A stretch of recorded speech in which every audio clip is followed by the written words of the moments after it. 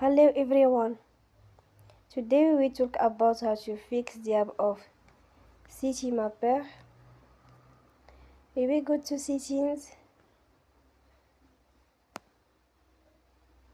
then we click on apps. After that you will search the app Citymapper and you will click. Then you will on for stop. After that you will go to storage. Then we click on clear cache.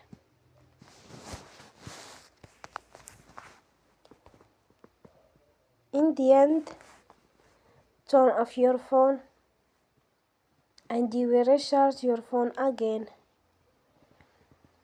Don't forget to support us by like and subscribe. See you next time and thank you for watching.